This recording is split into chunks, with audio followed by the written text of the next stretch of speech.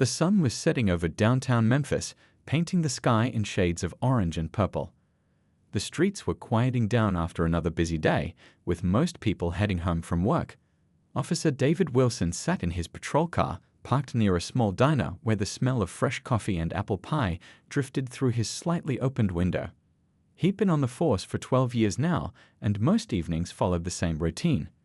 Check the usual spots, make sure everyone was safe, and help wherever needed.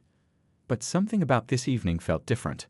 Maybe it was the unusual spring chill in the air, or maybe it was just one of those gut feelings that cops learned to trust over the years.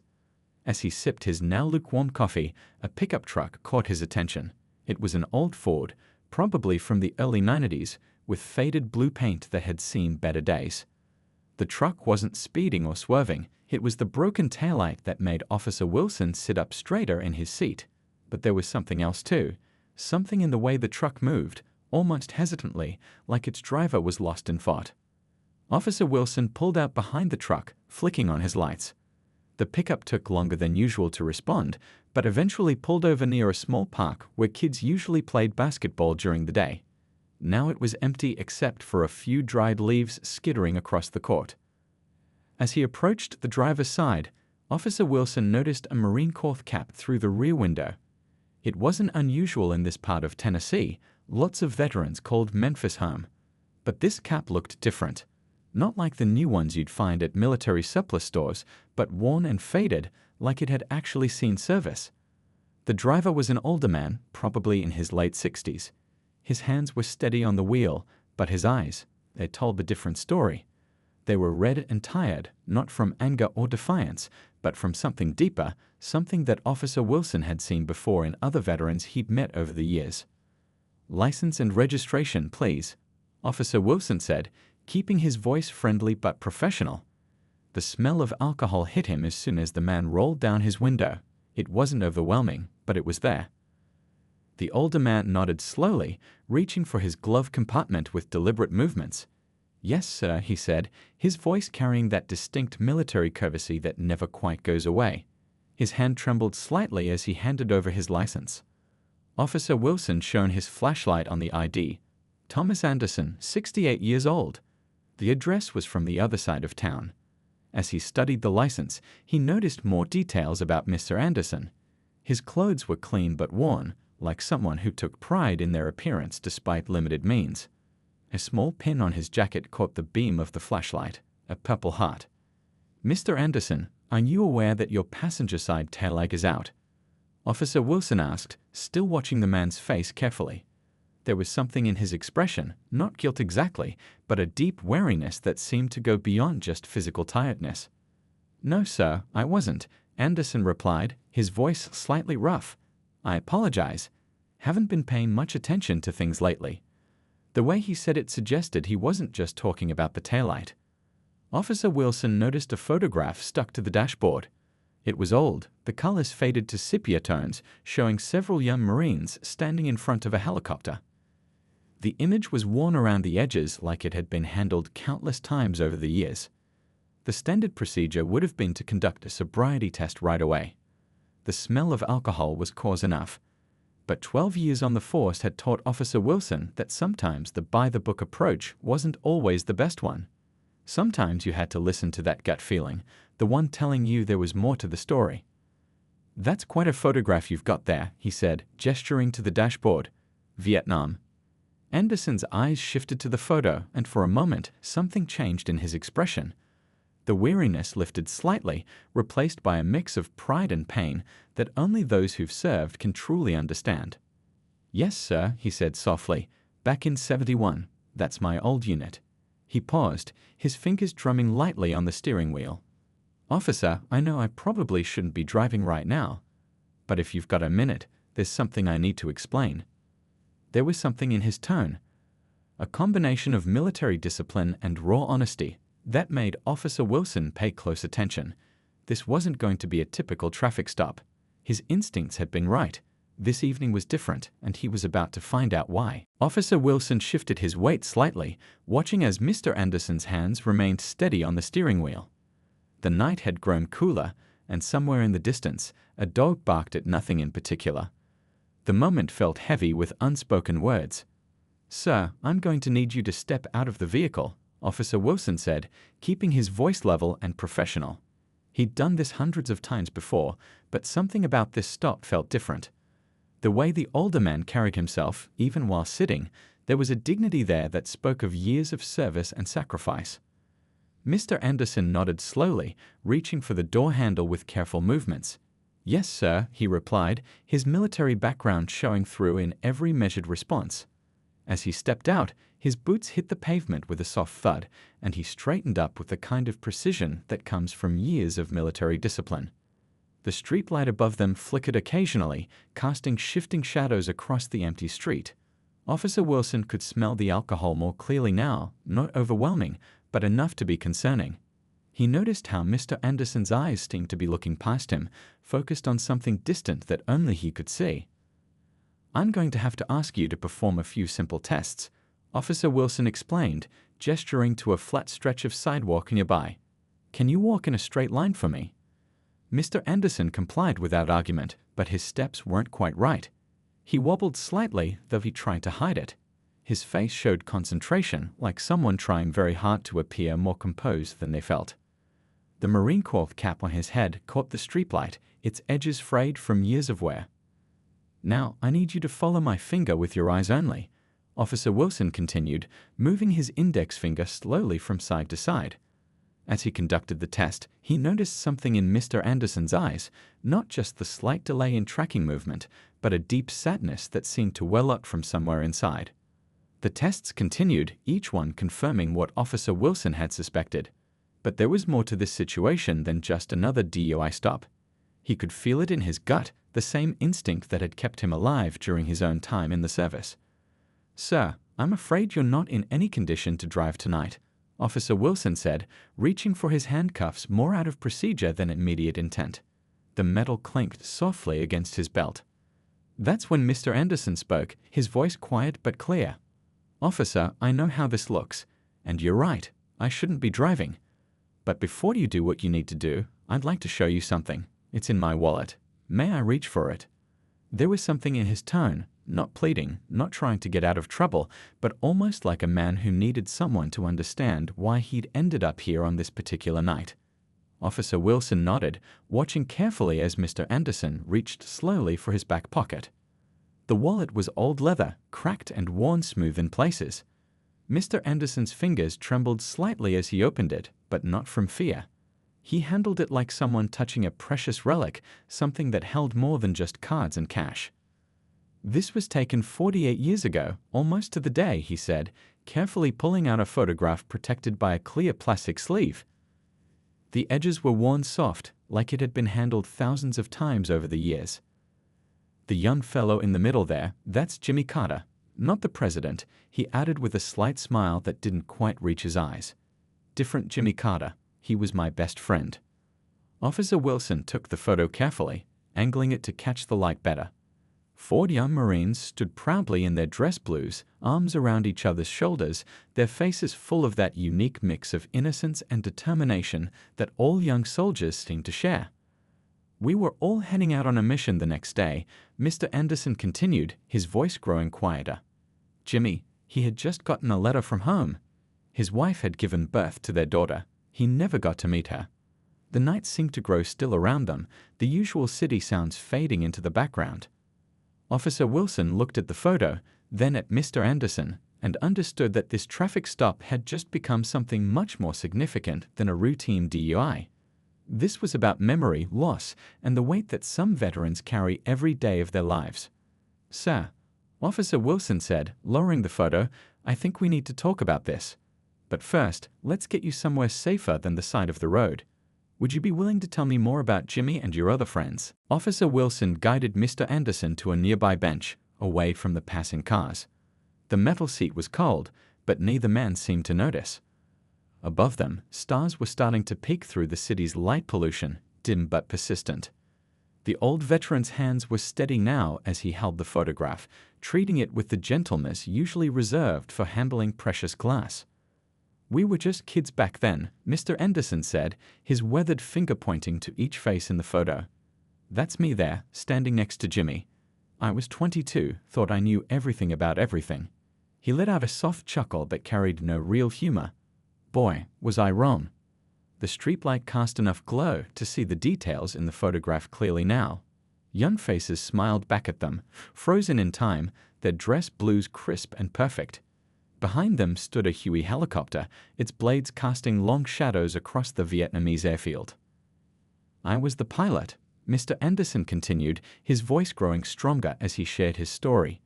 Jimmy was my co-pilot, and those two there, he pointed to the other faces, that's Bill Thompson and Richard Chen. Our crew. We flew together for 8 months before. His voice trailed off, but his finger remained on the photo, as if touching it kept him connected to those moments. Officer Wilson listened quietly, recognizing the need to let this story unfold at its own pace. His handheld radio crackled with routine chatter, but he turned the volume down, sensing the importance of what was about to be shared. The mission was supposed to be simple, Mr. Anderson went on, his eyes focused on something far away. A medical evacuation. 3 wounded soldiers needed transport from a hot zone. We'd done it dozens of times before. He paused, taking a deep breath. The weather was bad that day. Low clouds, light rain. The kind of day where everything feels a bit off. The night air had grown cooler, but neither man moved. A car passed by slowly, its headlights briefly illuminating them before moving on, leaving them in their small pool of streetlight again. Jimmy had just shown me the letter from home that morning. His little girl had been born 2 weeks earlier. He carried the hospital photo everywhere, showed it to anyone who'd look. Mr. Anderson pulled out another photograph, this one protected in its own plastic sleeve.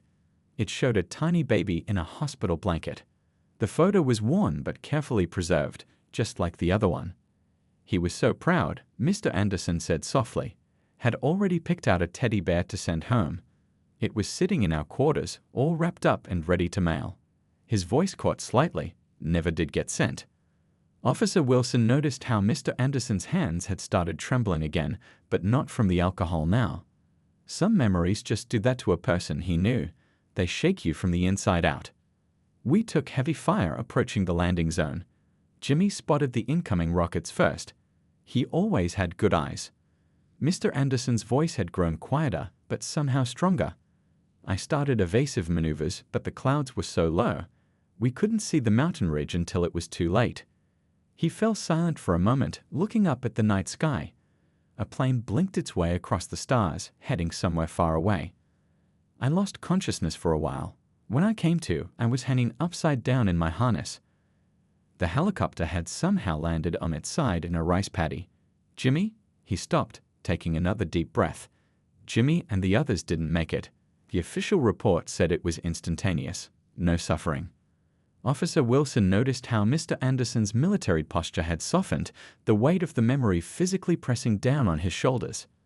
Every year, on this day, I visit their names on the wall in Washington. Been doing it for 48 years now. Never missed once. He looked down at his hands, then back at Officer Wilson. But this year I couldn't afford the trip. Lost my job 6 months ago when the factory closed. Savings aren't what they used to be. He carefully tucked the photographs back into his wallet. So I did the next best thing I could think of. Went to our local Veterans Memorial, sat there all day. Then I stopped at the bar where we used to meet up, the few of us who came back. Had a drink for each of them. He shook his head slowly. Shouldn't have driven afterward. I know better. But sometimes the memories are harder to carry than other days. Officer Wilson sat there, the weight of the story settling around them like an invisible blanket. The routine traffic stop had transformed into something else entirely, a moment of shared understanding between 2 generations of soldiers, connected by the universal language of loss and duty. The night had grown quieter, with only occasional cars passing by. Officer Wilson leaned forward slightly, his badge catching the dim light as Mr. Anderson continued his story.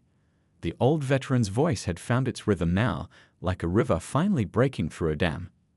You know, that mission wasn't even supposed to be ours that day, Mr. Anderson said, his eyes focused on the distance. We were scheduled for routine supply runs, but the regular medical evacuation crew had mechanical problems with their chopper. When the call came in about wounded soldiers needing immediate extraction, we were the closest team available.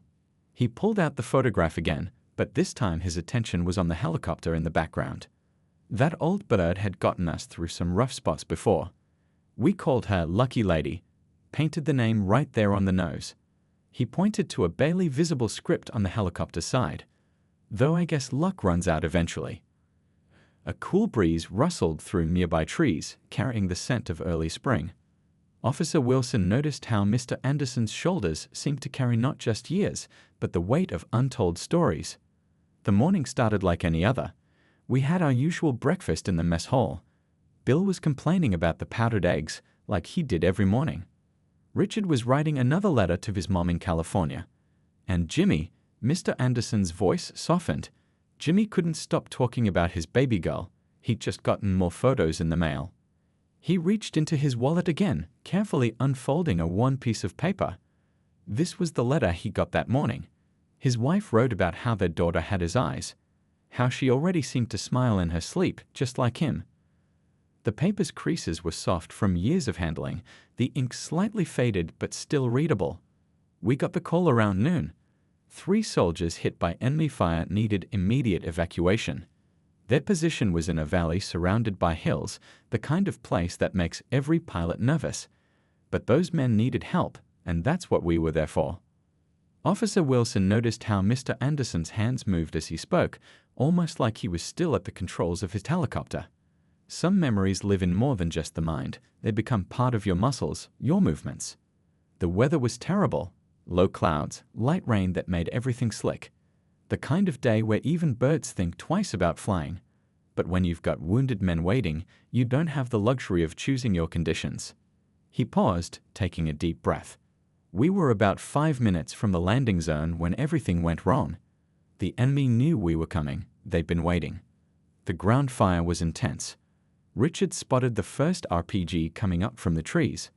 I started evasive maneuvers, but in those conditions, with those mountains. The streetlight above them flickered, casting momentary shadows across their faces. A distant siren wailed somewhere in the city, then faded away. The rocket didn't hit us directly. That would have been quicker. It exploded near the tail rotor. We started spinning, losing altitude. Jimmy was calling out our position, trying to radio for help. Bill was returning fire. Richard, he stopped, collecting himself. Richard was the first one we lost. The second rocket took him and the whole back section. Officer Wilson sat silently, recognizing the cost of each word. Some stories take decades to be ready to tell. I tried everything I'd been trained to do, everything I'd learned in 2 tours. But without the tail rotor in those mountains, we clipped a ridge. The main rotor struck rock, and after that, he shook his head slowly. After that, it was just noise and darkness. When I came to, I was still strapped in my seat. The helicopter was on its side, half submerged in a rice paddy. The rain was still falling, mixing with fuel, and he stopped, some memories still too sharp to voice. I could hear the rescue choppers coming, but I already knew. Jimmy, Bill, they were gone. Just like that. 1 minute we're talking about baby pictures and powdered eggs the next. Mr. Anderson's voice traveled off, his hands now still in his lap. You know what the hardest part was? Writing to Jimmy's wife. Trying to explain how her husband, who'd survived 2 tours and was just weeks away from coming home, wouldn't be there to hold his daughter. How do you put something like that into words? The old veteran looked up at Officer Wilson, his eyes clear despite the evening's drinks. That's why I go to the wall every year. Those names, they're not just carved in stone. They're carved into every day I've lived since then. Each breath I take is one they couldn't. Each sunrise I see is one they missed. And that little girl Jimmy never met. She's got a family of her own now. Sometimes she writes to me, wants to know more about her father. What can I tell her? That he died a hero. That doesn't begin to cover who he was, what he gave up. Officer Wilson felt something shift inside him as he listened to Mr. Anderson's story.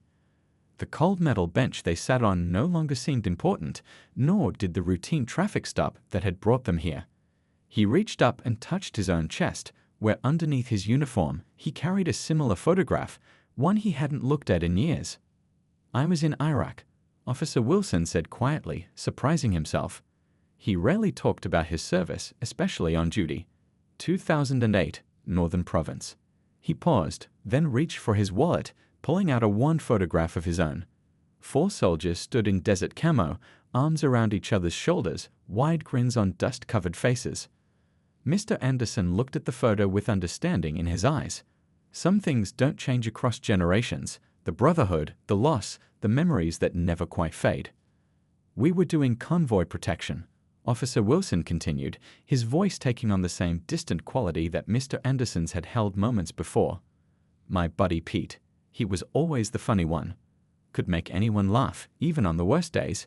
He used to say that when he got home, he was going to open a comedy club.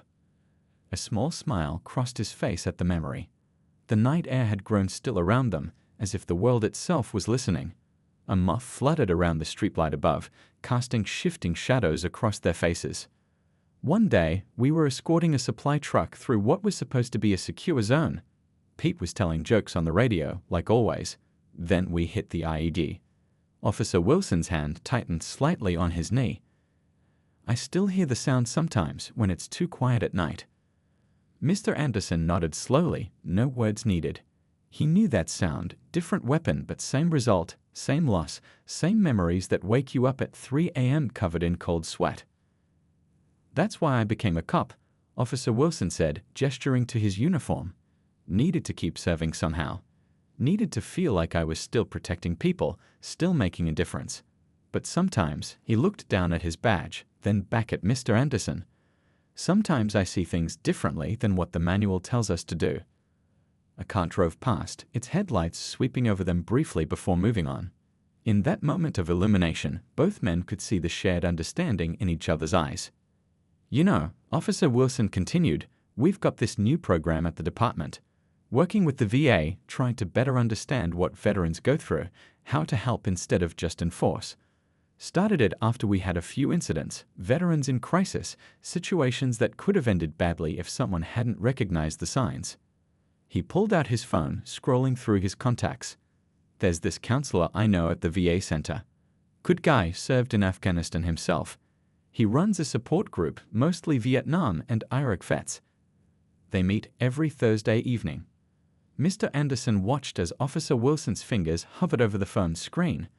The younger man's face showed the inner conflict between duty and understanding, between what the book said to do and what felt right. The funny thing is, Officer Wilson said, looking up at the night sky, Pete used to say that the hardest part of war wasn't the fighting, it was carrying the memories afterward. Said we all needed to learn how to carry them together, or they'd break us apart. He turned to face Mr. Anderson fully now, his decision made. Sir, I'm not going to arrest you tonight. But I can't let you drive either. That wouldn't be helping anyone. Instead, I'd like to make a call, get someone from the VA center to come out. Maybe we can talk about getting you to Washington this year after all. The older veteran's eyes widened slightly, a mix of surprise and something else, perhaps hope, crossing his weathered face. My shift ends in an hour, Officer Wilson continued. If you're willing to wait, I know a good all-night diner just down the street. They make decent coffee, and I'd like to hear more about Jimmy and your crew. Sometimes sharing the weight makes it a little easier to carry. Around them, the city continued its nighttime rhythm, distant sirens, passing cars, the hum of streetlights. But in their small pocket of understanding, 2 generations of soldiers had found common ground, bridging the decades between Vietnam and Iraq, between past and present. Officer Wilson picked up his radio, hesitated for just a moment, then made the call. Dispatch, Unit 247. I'm going to be out of service for the next hour at Pine Street Diner. Need to assist a veteran in need. The response came back quickly, a simple acknowledgement, but it felt like a turning point in both men's evening. The diner sat on the corner, its neon sign casting a warm glow through windows that had seen decades of late-night conversations. Inside, the smell of fresh coffee and grilled onions filled the air. The night waitress, an older woman with kind eyes, led them to a quiet booth away from the few other late-night customers. Coffee's fresh, she said, already setting down 2 mugs. She seemed to sense the importance of the moment, moving quietly and efficiently before giving them space. Mr. Anderson wrapped his weathered hands around the warm mug, looking more tired now that they were in the bright diner light. Officer Wilson had already made 2 calls, one to the VA crisis counselor he knew, and another to a local veterans organization that helped with travel arrangements to Washington, D.C. "The counselor, Tom, he's going to meet us here in about 20 minutes. Officer Wilson said, adding sugar to his coffee. "Good man. Served as a medic in Afghanistan. He understands things that most people don't." Mr. Anderson nodded slowly, his eyes now clearer than they'd been during the traffic stop. "You're taking quite a risk," he said quietly, "going against procedure like this." Officer Wilson stirred his coffee thoughtfully. "Sometimes the right procedure isn't the one in the manual. My old sergeant in Eric used to say that the best decisions come from here." He tapped his chest. "Not just from here," he pointed to his head. The diner's radio played softly in the background, an old country song about coming home. A truck driver at the counter ordered more coffee, his voice mixing with the gentle clinking of plates from the kitchen. "You know," Officer Wilson continued, "we get training now about veteran encounters. But it's different when you've been there yourself. When you know what it's like to carry those memories." He paused, looking out the window at his patrol car parked under the streetlight. "I've seen too many good people get lost in the system because nobody took the time to really understand what was happening." The waitress returned, setting down 2 plates of apple pie she hadn't been asked to bring. "On the house," she said simply, noticing Mr. Anderson's Marine Corps cap. "My husband was in Vietnam too." She touched the older veteran's shoulder gently before moving away. Mr. Anderson looked down at the pie, then back at Officer Wilson. "I haven't talked about that day in years," he said softly. "Not like this. Usually, I just sit at their graves, or touch their names on the wall. The talking, it never seemed to help before." "That's because sometimes you need the right person to talk to," Officer Wilson replied. "Someone who understands the weight of the memories, the guilt of being the one who made it home." He took a sip of his coffee. "When I lost Pete in Iraq, I didn't talk about it for 2 years. Then one night, much like this, another veteran noticed my 1,000-yard stare in a diner much like this one. He sat down, bought me a coffee, and just listened." Through the diner's windows, they could see a car pulling into the parking lot. A man in his 40s stepped out, wearing a VA counselor badge and carrying a small briefcase. "That'll be Tom," Officer Wilson said. "He's brought the paperwork for the Honor Flight program. They help veterans get to the wall. No cost to you. They even arrange for medical support if needed during the trip." Mr. Anderson's eyes widened slightly. "You mean?" "Yes, sir. You'll make it to Washington this year after all. And if you'd like," Officer Wilson paused, seeming to make a decision, "I'd be honored to go with you. I have some leave time coming up, and I think it's about time I visited the wall myself. Pay my respects to Jimmy and the others." As Tom approached the diner's entrance, Mr. Anderson reached across the table, gripping Officer Wilson's hand tightly. No words were needed. Some understandings go deeper than language. The bell above the diner's door chimed softly as Tom entered, bringing with him the promise of help, of understanding, of a way forward. Outside, the city continued its nighttime rhythm, unaware that in this small diner, a routine traffic stop had transformed into something much more significant, a bridge between generations, a sharing of burdens, a reminder that sometimes the most important law enforcement happens through compassion rather than handcuffs. 3 months had passed since that night at the diner. The morning sun was just beginning to rise over Washington, D.C., painting the sky in shades of pink and gold. Officer Wilson, now in civilian clothes, stood beside Mr. Anderson in front of the Vietnam Veterans Memorial Wall. The black granite surface reflected their images like a mirror, mixing with the thousands of names etched into its surface. Mr. Anderson's hand trembled slightly as he touched the familiar names: Jimmy Carter, Bill Thompson, Richard Chen. The gold letters of their names seemed to glow in the early morning light. He brought fresh flowers, just like he did every year, but this time felt different. This time he wasn't alone. "They did a good job with the honor flight arrangements," Officer Wilson said quietly, watching as other veterans and their families began arriving for the day. Some carried flowers, others small flags, each person carrying their own memories and stories. The past 3 months had brought changes for both men. Mr. Anderson had been attending the Thursday evening support group regularly. The other veterans there understood him in a way that most people couldn't. They shared their stories, their struggles, their small victories. Sometimes they just sat together in understanding silence. Officer Wilson had made changes too. He'd worked with the police department to expand their veteran outreach program. That night at the diner had shown him how a moment of compassion could change someone's life. Now, other officers were being trained to recognize the signs of veteran trauma, to understand that sometimes the best solution isn't found in the police manual. "You know," Mr. Anderson said, his voice steady as he placed the flowers beneath his friends' names, "Jimmy's daughter is coming today. First time she's been to the wall. She wants to meet the man who flew with her father on his last mission." Officer Wilson nodded, understanding the weight of this moment. He'd helped arrange the meeting through the VA's Family Connection program. It had taken some doing, but some things were worth the extra effort. A small group approached them from the pathway. A woman in her late 40s led the way, carrying a small album and a familiar-looking teddy bear, the one that had never been mailed all those years ago. Mr. Anderson had found it in his attic, still wrapped, still waiting to complete its journey. The meeting was quiet, filled with tears and gentle smiles. The woman looked so much like Jimmy that it made Mr. Anderson's heart ache. She showed him photos of her own children, Jimmy's grandchildren he never got to meet. They had his eyes, that same spark of humor that used to light up the helicopter cabin during long flights. As they talked, other visitors to the wall gave them space, sensing the importance of the moment. Some nodded respectfully as they passed, understanding the scene playing out before them. Veterans often brought their families here, helping them understand the names on the wall were more than just engravings. They were fathers, brothers, friends.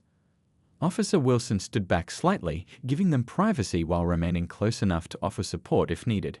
He watched as Mr. Anderson shared stories about Jimmy, not just about that final mission, but about the man himself.